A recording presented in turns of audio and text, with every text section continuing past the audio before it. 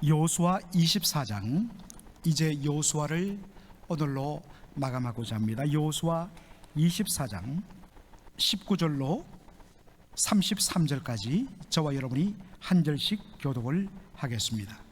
여호수아가 백성에게 이르되 너희가 여호와를 능히 섬기지 못할 것은 그는 거룩하신 하나님이시요 질투하는 하나님이시니 너희 허물과 죄를 사하지 아니하실 것임이라. 만일 너희가 여호와를 버리고 이방 신들을 섬기면 너희에게 복을 내리신 후에라도 돌이켜 너희에게 화를 내리시고 너희를 멸하시리라. 백성이 여호수아에게 말하되 아니니이다. 우리가 정녕 여호와를 섬기겠나이다. 여호수아가 백성에게 이르되 너희가 여호와를 택하고 그를 섬기리라 하였으니 스스로 정인이 되었느니라. 그들이 가로되 우리가 정인이 되었나이다. 여호수아가 가로되 그러면 이제 너희 중에 있는 이방신들을 제하여 버리고 너희 마음을 이스라엘의 하나님 여호와께로 향하라.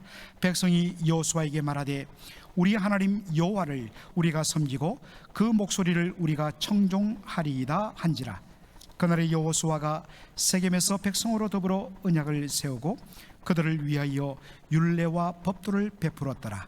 여호수아가 이 모든 말씀을 하나님의 율법책에 기록하고 큰 돌을 취하여 거기 여호와의 성소 곁에 있는 상수리 나무 아래 세우고 모든 백성에게 이르되 보라, 이 돌이 우리에게 증거가 되리니 이런 여호와께서 우리에게 하신 모든 말씀을 이 돌이 들었음이라. 그런즉 너희로 너희 하나님을 배반치 않게 하도록 이 돌이 증거가 되리라 하고 백성을 보내어 각기 기업으로 돌아가게 하였더라. 이 일 후에 여호와의 종 눈의 아들 여호수아가 110세의 죽음에 무리가 그를 그의 기업의 경내 딥낫세라에 장사하였으니 딥낫세라는 에브라임 산지 가서산 북이었더라. 이스라엘이 여호수아에 사는 날 동안과 여호수아 뒤에 생존한 장로들 곧 여호와께서 이스라엘을 위하여 행하신 모든 일을 아는 자의 사는 날 동안 여호와를 섬겼더라. 이스라엘 자손이 애굽에서 이끌어낸 요셉의 뼈를 세겜에 장사하였으니 이곳은 야곱이 세겜의 아비 하몰의 자손에게 금 100개를 주고 산 땅이라. 그것이 요셉 자손의 기업이 되었더라. 다같이요 아론의 아들 엘라살도 죽음에 무리가 그를 그 아들 비나스가 에브라임 산지에서 받은 산에 장사하였더라. 아멘. 오늘로서 여호수아 강의를 마무리하고자 합니다. 저의 보통 그 말씀을 보고 풀고 설교하는 스타일은 한 절 한 절을 촘촘하게 보고서 연구하고 묵상하고 그 속에 나타난 놀라운 은혜들을 좀 깊이 있게 전하려는 그러한 습관이 제가 첫 목회 때부터 그렇게 들었습니다. 그런데 수요 예배 때는 제가 한동안 이렇게 한 주일에 한 장씩 크게 이렇게 나갔습니다. 그래서 여호수아도 그런 방식을 택했습니다. 다음번에는 아마도 수요일 예배도 좀 더 한번 촘촘하게 본문을 그렇게 들어가려고 지금 생각하고 있는데요.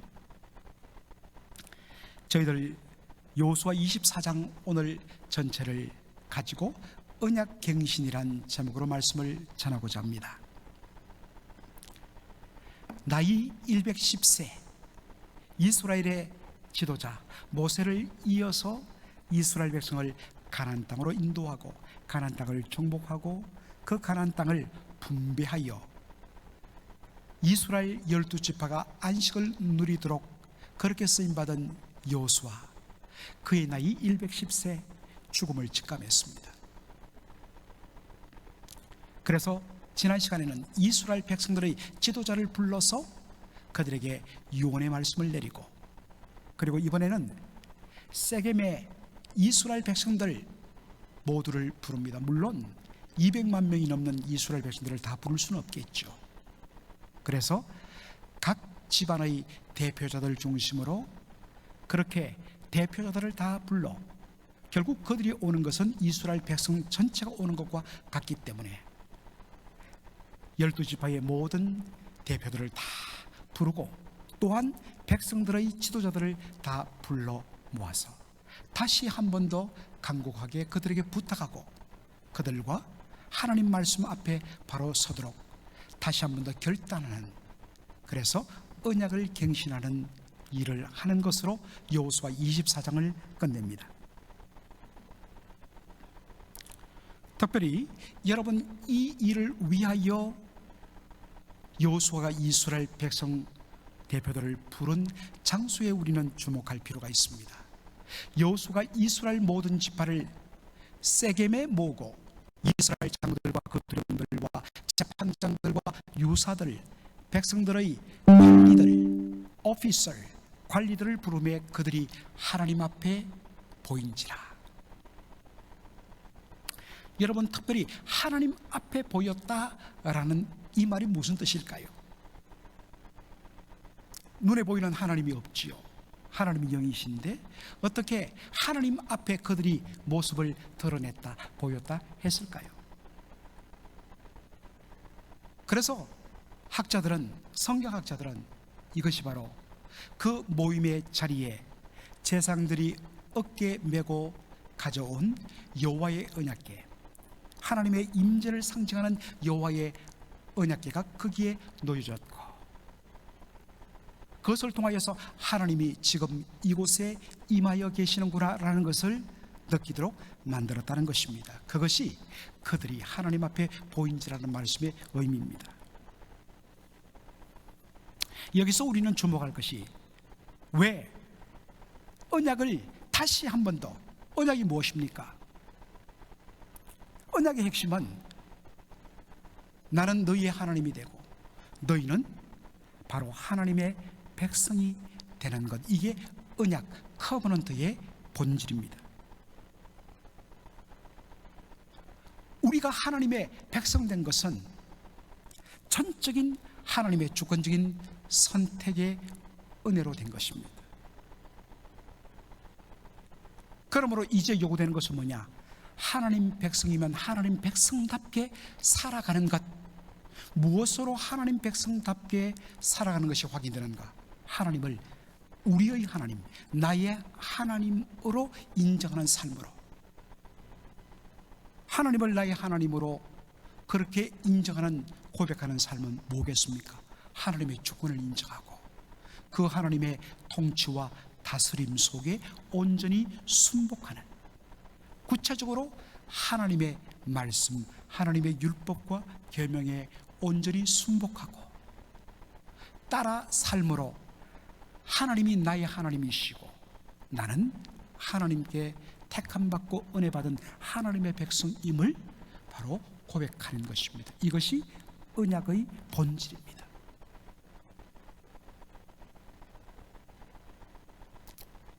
이 사실, 출애굽 후에 시내산에서 하나님께서 십계명을 주시면서 이스라엘 백성들과 언약을 맺었습니다.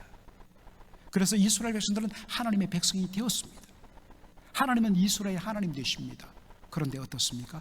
이것을 다시 한 번 더 되새기고 새롭게 하고 결단하게 만드는 것이 뭐냐? 갱신입니다.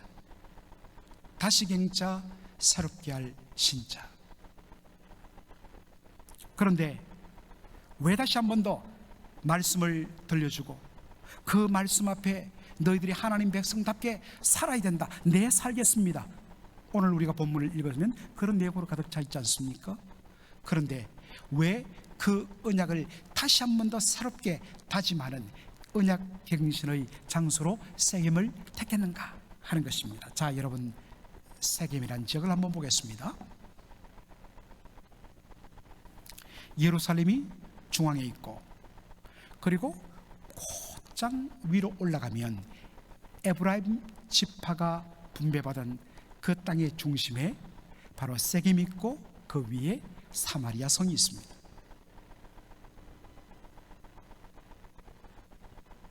여러분, 왜 여호수아는 언약 갱신의 자리로서 저 세겜을 택했을까? 자, 이것을 우리가 알기 위해서는 우리가 여호수아 전체를 한번 쫙 우리가 기억을 살필 필요가 있는데, 여호수아 8장에 보면 어떤 사건이 있습니까? 여러 가지 많은 우여곡절 끝에 가나안 땅의 두 번째 성 아이성을 정복한 다음에 모세가 취한 행동이 바로 여호수아 8장 32절로 34절에 나옵니다. 여호수아가 거기서, 거기서란 말 나중에 봅니다. 그 장소를 보십시오. 거기서 모세의 기록한 율법을 이스라엘 자손의 목전에서 그 돌에 기록하며 하나님께서 모세를 통하여 주신 율법, 너희는 하나님의 백성이다. 그러므로 하나님의 법을 따라, 하나님의 말씀을 따라 살아야 된다. 십계명과 율법을 주셨는데 그것을 백성들에게 읽고 돌에 기록했습니다. 그때 온 이스라엘과 그 장로들과 유사들, 백성들의 바로 관리들과 재판장들과 본토인뿐만 아니라 이방인들까지, 혈통적으로는 이방인인데 이스라엘 백성들과 함께 출애굽하고 광야 생활을 함께하고 그리고 가나안 땅으로 함께 건너온 혈통은 이방인인데 하나님의 백성 된 자들까지도 다 그 자리에 함께 옵니다. 그들이 여호와의 언약궤를 맨 레위 사람 제사장들 앞에서 궤의 좌우에 서되 절반은 어디에? 그리심산 앞에, 절반은 에발산 앞에 섰으니 이는 이왕에 여호와의 종 모세가 이스라엘 백성들에게 축복하라고 명한 대로 함이라. 34절에 그 후에 여호수아가 물은 율법책에 기록된 대로 축복과 저주하는 율법의 모든 말씀을 낭독하였다라고 되어 있습니다. 두 번째 성인 아이성을 정복한 다음에 여호수아는 이스라엘 백성들을 이끌고 바로 그리심산과 바로 에발산, 그 두 산, 사실 그 두 산은 서로 마주보는 산입니다. 6개 지파는 에발산 앞에 세우고 6개 지파는 바로 마주보는 그리심산 앞에 세우고, 신명기 27장에 보면 거기서 축복의 말씀을 선포할 때 바로 그리심산에 서 있는 6개 지파가 아멘하고, 저주의 말씀을 선포할 때에 에발산 앞에 서 있던 6개 지파가 동시에 아멘 하면서 그렇게 살겠습니다 라고 말하는 장면을 우리가 보게 됩니다. 축복의 내용은 다른 것이 아닙니다. 하나님의 백성대로 하나님의 말씀에 순종하는 삶, 그것이 축복이요, 그리고 그것으로 인하여 주어지는 여러 가지 눈에 보이는 축복들. 반면에 저주의 내용은 뭐냐? 하나님의 백성임에도 불구하고 하나님의 말씀을 떠나서 불순종과 타락과 탐욕에, 자기 욕망에, 자기 마음대로 사는 삶을 살 때 저주를 받을 것이라.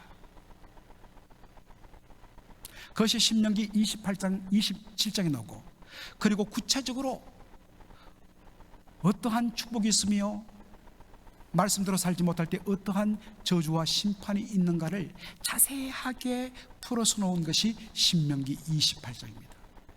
너희들이 하나님의 말씀을 받으면, 그 말씀에 순종하면 나가도 복을 받고 들어와도 복을 받고, 너희 떡반죽 그릇이 복을 받고, 너희가 머리가 되고 꼬리가 되지 않으면, 그런 내용들 여러분 다 아시죠?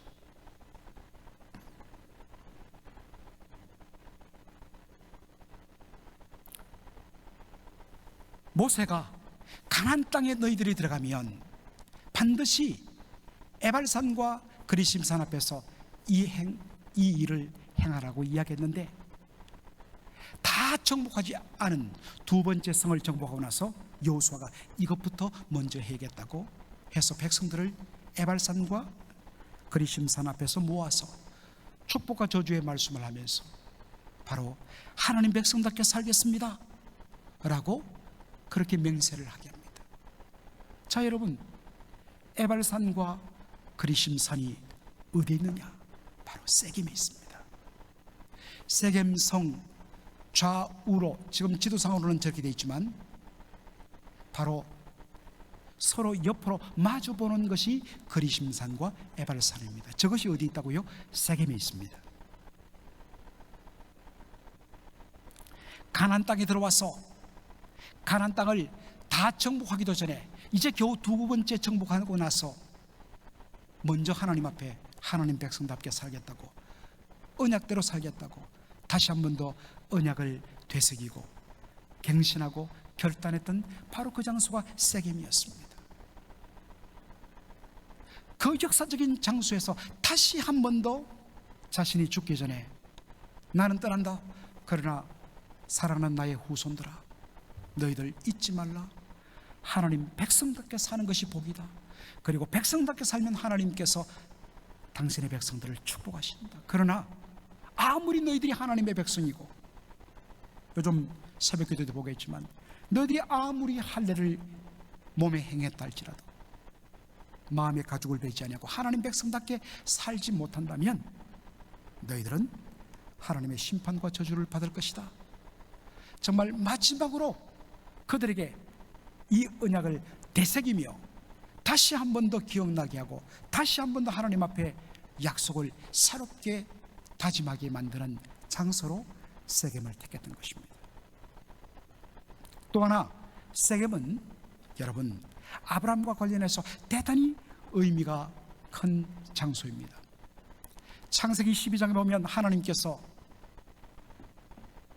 하란으로부터 아브라함을 그가 한 번도 가보지 못했던 땅 가나안 땅으로 인도합니다. 그리고 그가 처음 가나안 땅에 갈 바를 알지 못할 새 하나님의 약속의 인도를 따라 들어와 첫 거주했던 땅이 어느 곳이냐? 창세기 12장 6절로 7절 다 같이 한번 읽어볼까요? 아브라함이 그 땅을 통과하여 세겜 땅 모래 상수리 나무에 이르니 그때 가나안 사람이 그 땅에 거하였더라.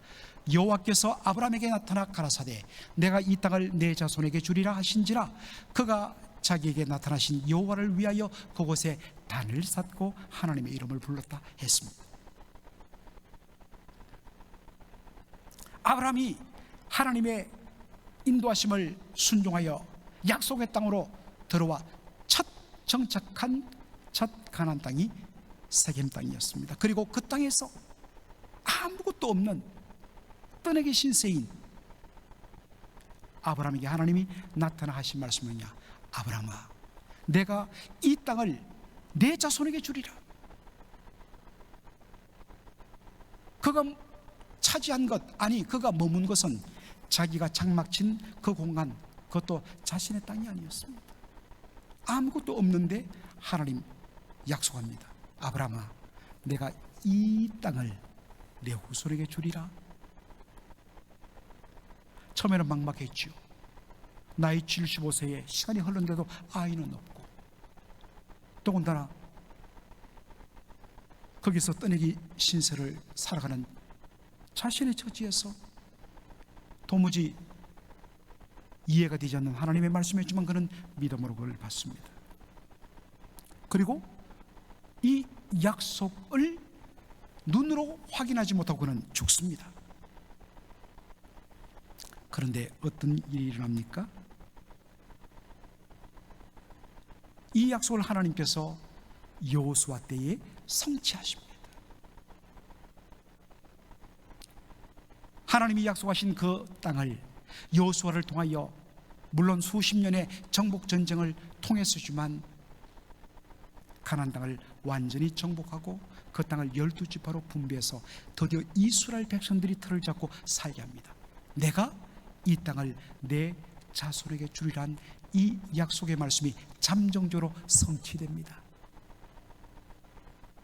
그것을 기념하기 위하여서 하나님께서 아브라함에게 말씀하실 때 아무것도 없고 그도 여기서 떠내기 신세로 그저 장막 하나 칠 공간, 아니 사라를 매장할 곳이 없어갖고 막벨라 굴 그것에 돈을 지불하고 그냥 밭대기 하나 산 그거밖에 없었는데 하나님께서 이 약속의 말씀을 신실하게 지켜 여호수아 때에 성취하셨다. 이 신앙 고백이 바로 세겜에서 이 모임을 한 바로 근거가 됩니다. 참 놀랍습니다.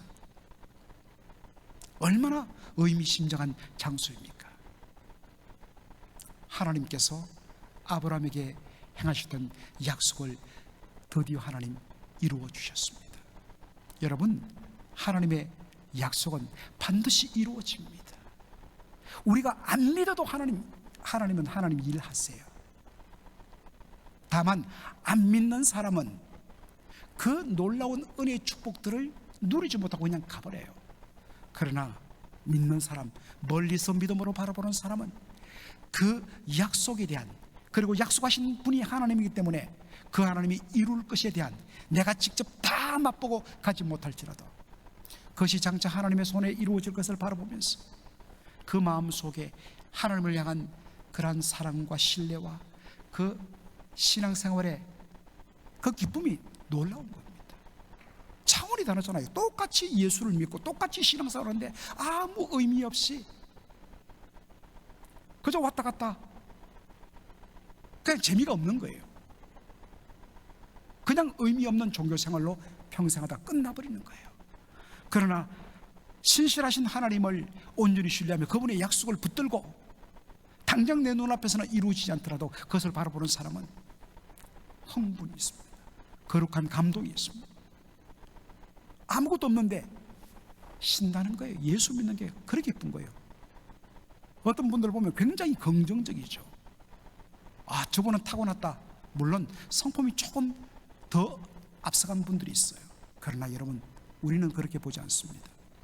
하나님의 은혜를 받고 그 하나님의 신실하심을 믿음으로 붙드는 사람은 아무것도 없는데도 믿음으로 소망 가운데 기뻐하며 인내하며 즐거워하며 감사하며 거룩한 흥분이 있고, 그래서 아무것도 없는데도 언제나 그분의 말에는 긍정이 있습니다.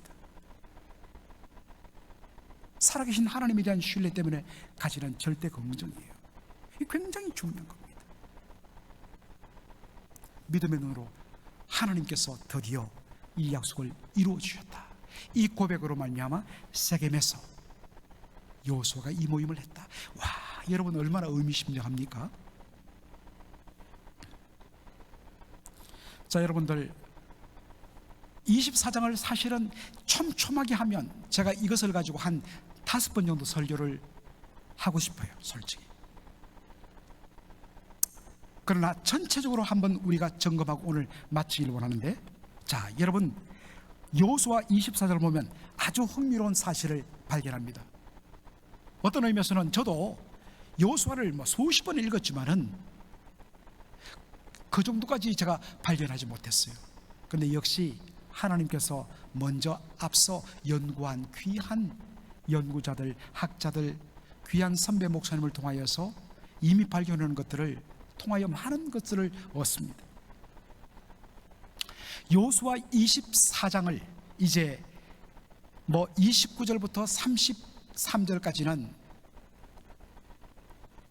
여호수아가 그렇게 마지막으로 세상을 떠나는 장면이니까 오늘 실질적인 내용은 28절까지입니다.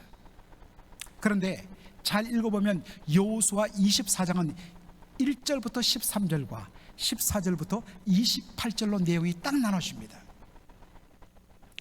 1절부터 13절은 보면 여호수아가 하나님께서 이스라엘을 향하여 지금까지 아브람 때로부터 지금까지 하나님께서 약속하셨고 그것을 신실하게 하나님의 은혜로 이루어 주신, 그래서 오늘 우리가 여기 있는 그 자체가 하나님의 전적인 은혜임을 되돌아보며 회고하며 하나님께 감사를 돌리는 내용으로 되어 있습니다. 그리고 14절부터 28절은 뭐냐? 그런 은혜를 받고 이 약속의 땅을 받은 이스라엘 백성, 너희가 어떤 삶을 살아야 하는가? 라는 결단, 레졸루션, 촉구의 내용입니다.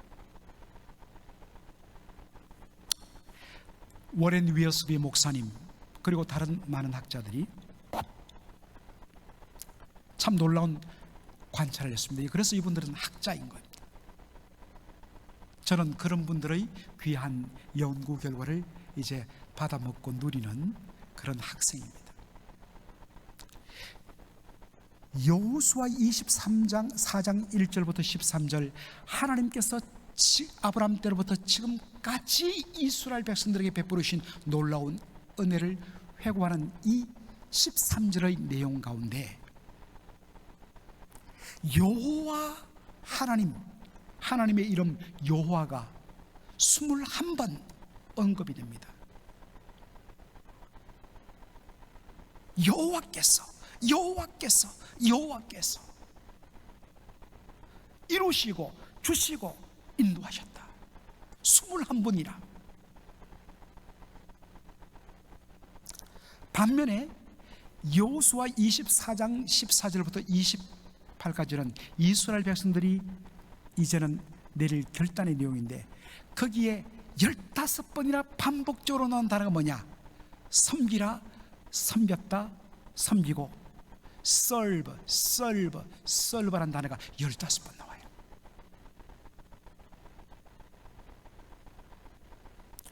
물론 우리 한글 성경에서는 다 그렇게 번역 안 됐습니다만은 원어로 보면 serve라고 섬긴다고 번역된 그 단어가 15번 반복됩니다.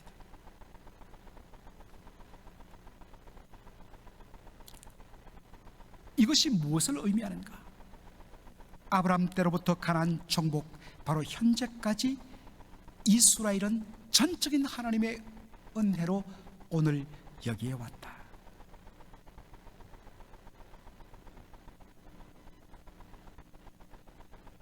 그 내용들을 쫙 설명합니다. 아브라함 출애굽, 홍해 사건, 광야를 통과하고 그리고 가나안 정복까지 전적으로 하나님이 주권적으로 주도되라고 이야기합니다. 여러분, 여기 보니까 여러분의 도움을 위해서 제가 12절에 보면 이런 표현이 나오더라고요. 내가 왕벌을 너희 앞에 보내어 그 아모리 사람의 두 왕을 너희 앞에 쫓아내게 하였나니 너희 칼로나 너희 활로나 이같이 한 것이 아니다. 하나님이 왕벌, 홀넷, 여러분들 말벌보다 더 큰 그 한번 잘못 쏘이면 사람이 죽습니다. 홀넷, 왕벌. 하나님께서 왕벌을 보내어서 이스라엘 백성들을 앞서 보내어서 가나안 땅 사람들을 완전히 무너뜨렸다. 이게 무슨 말일까? 그래서 어떤 분들은 진짜 하나님께서 무서운 벌떼를 여호수아 이끄는 이스라엘 백성들이 바로 요단강 동편과 건너 가나안 땅을 점령하기 전에 하나님이 미리 왕벌떼를 보내갖고 완전히 그들을 쏘고 두려움에 떨게 만든 후에, 무기력한 후에 그렇게 그 땅을 주셨다. 그렇게 설명하는 분도 있는데 그것은 별로 지지를 못 받습니다.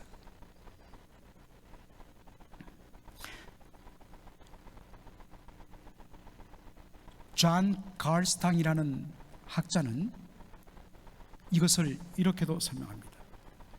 역사상을 보면 이스라엘 백성들이 출애굽하고 광야 40년 생활하는 그 기간 동안, 광야 40년 생활하는 그 기간 동안에 애굽 군대가 여러 차례에 걸쳐서 가나안 땅을 침공하는 사건이 일어납니다. 애굽 군대의 침공에 의하여서 가나안 족속들이 완전히 그들의 모든 그 질서가 흐트러지고 무너지고 쇠약해지도록 만든 후에 하나님께서 그 40년 동안 광야를 생활을 마친 바로 이스라엘 백성들을 여호수아를 통하여 가나안 땅에 이미 애국 군대에 의해서 완전히 허물어져 버린 가나안 군대를 쳤다라고, 그렇게 그 애국 군대를 하나님이 보내신 왕벌이라 이렇게 해석을 하기도 합니다. 그러나 대부분의 성경학자들은 이렇게 합니다. 그것은 다름 아니라 하나님께서 바로 이스라엘 백성들이 홍해를 건너고 그리고 요단강을 건너기 전에 저 아모리 왕 시온과 그 위에 바산 옥 극강됐던 두 왕을 완전히 삽시간에 진멸시켜버린 그 사건을 들었을 때 여러분들 정탐꾼 두 사람이 여리고성에 들어갔다가 기생 라합으로부터 들은 이야기를 여러분 기억할 겁니다. 우리가 너희들의 소식을 듣고서 우리들이 마음이 물같이 녹아졌다.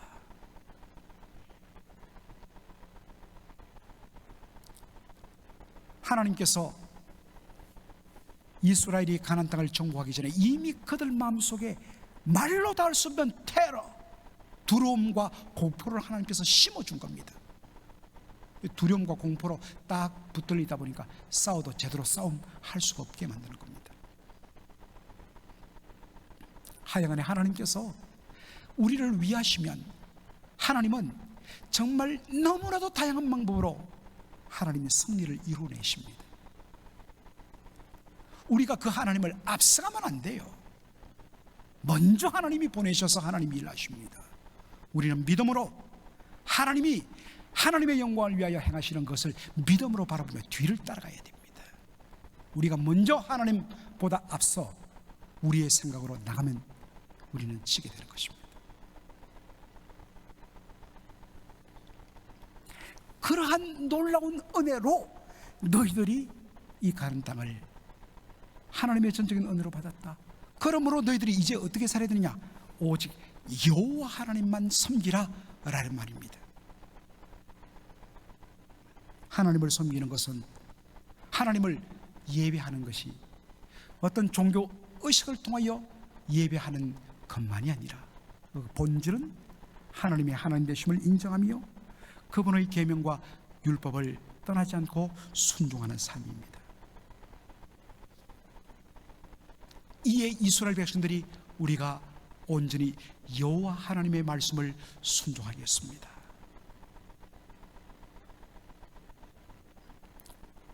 그렇게 그들이 약속하고 고백하는 장면을 우리가 보게 됩니다. 사랑하는 성도 여러분, 세겜 땅에서 여호수아가 죽기 전에 먼저는 하나님께서 우리를 위하여 조상 때로부터 지금까지 베푸르신 은혜를 기억나게 하고, 그런 다음에 그 은혜 받은 자로서 어떻게 살 것인가에 대하여서 결단을 촉구하는, 그리고 이스라엘 백성들이 우리가 언약대로 살겠습니다라고 다시 언약을 갱신하는 이 작업을 세겜에서 하는 것을 보게 됩니다. 여러분, 오늘 본문에도 보면 어떻게 언약을 갱신하는가? 백성들 앞에서 모세가 준 그 율법의 말씀을, 책에 기록된 그 율법의 말씀을 하나도 빠지지 않고 백성들 앞에 들려줍니다. 그 말씀을 기억하며, 그렇지, 우리가 이렇게 살아야 되지. 왜? 하나님의 백성이니까. 말씀을 들으면서 결단하고 새기는 이 방법을 통하여 언약을 갱신합니다.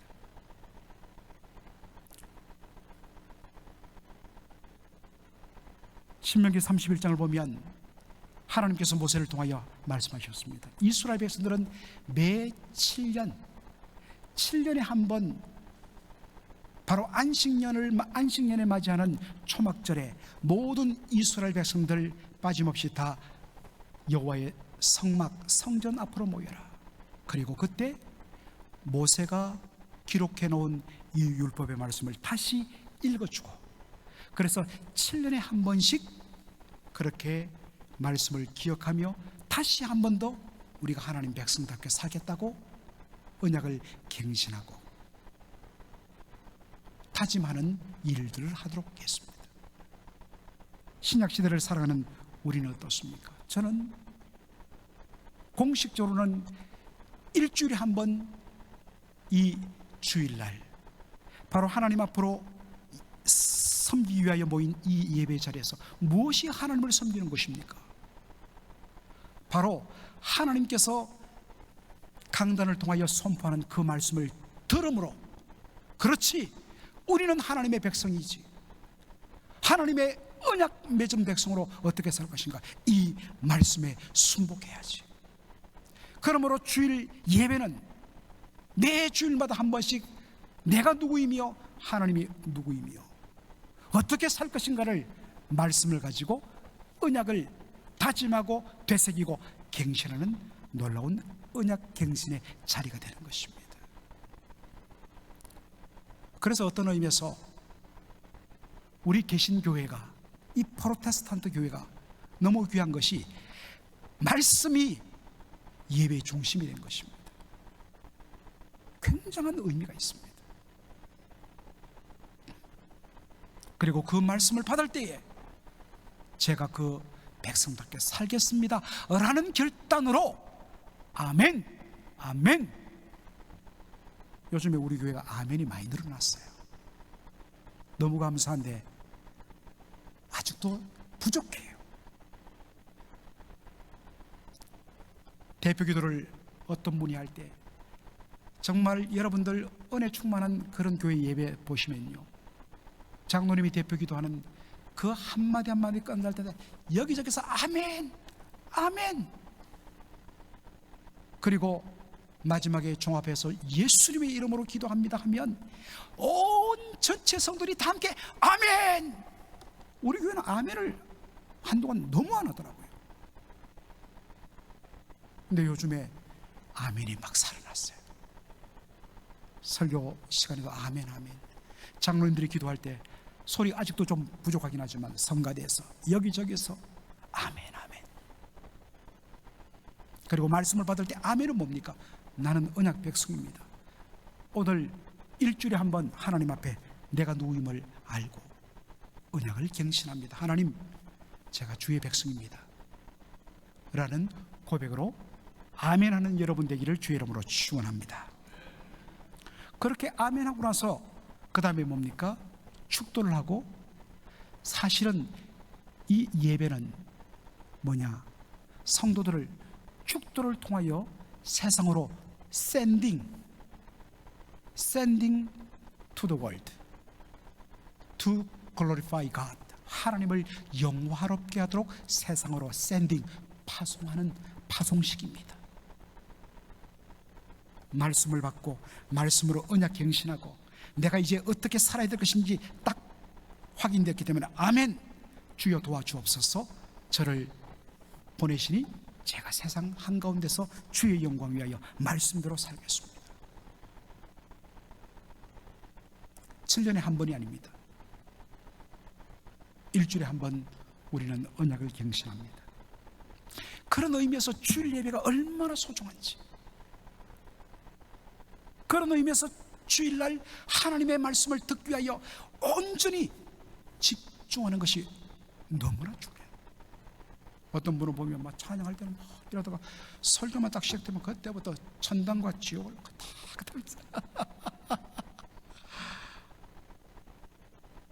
물론 죄송합니다, 제가 그렇지만 여러분, 그러니까 이 주일 예배와 말씀을 듣는 것이 얼마나 의미가 있는 것을 우리가 확인할 때에 우리 예배는 달라지고, 그러한 은혜를 삼하는 성들이 꽉 차서 아멘할 때 옆 사람에게 거룩한 전염이 일어납니다. 안 하던 사람까지 갑자기 입이 막 열리고 아멘하고 말씀을 받고, 그러면 그게 막 부흥이, 그게 생명이 넘치는 거예요. 사모하죠. 이런 우리 교회가 될 줄로 믿습니다. 기도하겠습니다. 살아계신 우리 아버지 하나님, 은혜와 사랑을 감사드립니다. 오늘 여호수아 24장을 통하여서 여호수아서 전체를 마무리하면서 24장에 나타난 두 가지 중요한 단어, 여호와 하나님과 그 하나님을 섬기겠다는 이 말씀, 그리고 그 언약 갱신이 이루어지는 현장을 저희들 생생하게 말씀을 통하여 보았습니다. 아버지 하나님, 저희들에게 사실은 매일의 말씀 묵상과 기도를 통하여 우리 개인적으로도 하나님 앞에 하나님 백성 된 삶을 살겠다는 언약의 갱신이 매일마다 이루어지지만, 구원받은 모든 성도들 공동체가 함께 모여서 주일 예배 그리고 말씀을 듣고 그 말씀에 아멘함으로 내가 하나님의 백성입니다, 이제 세상 속에서 하나님의 백성답게 하나님을 섬기는 삶 살겠습니다. 정말 언약 갱신이 매 주일 예배 때마다 이루어짐으로 말미암아 그 축복의 자리에 있어서 하나님 고백하는 우리 사랑하는 성도들, 그 가슴에 벅찬 감격이 넘치게 해주시고, 그 귀한 고백이 옆 사람에게 영향을 미쳐서 온 교회 전체가 매주일마다 하나님과 언약을 갱신하는 놀라운 축복이 넘치는 우리 교회에 될 수 있도록 축복하여 주시옵소서. 아버지 하나님이여, 앞으로 한 3일간 무더운 날씨가 계속됩니다. 아버지 하나님, 우리 사랑하는 어르신들, 우리 귀한 교회, 참 우리 어른들 한 분 한 분들을 지켜주시고, 아버지 하나님이 일터에서 수고하시고 운전하시는 모든 성도들 건강을 지켜주셔서, 비록 덥고 힘들지만은 성령이 주시는 기쁨 가운데 찬송하며 주님의 영광을 위하여 멋지게 우리에게 주어진 시간 사용하는 저희들 되게 하여 주시옵소서. 주 예수 그리스도의 은혜와 아버지 하나님의 크신 사랑과 성령의 교통하심이 하나님의 백성답게 하나님을 섬기며 말씀 중심으로 하나님의 뜻에 순종함으로 하나님의 영광을 드러내는 정말 언약 백성의 삶을 살겠다고 결단하고 떠나가는 모든 주의 백성들 심령 위에 이제로 영원토록 함께 있을지어다. 아멘.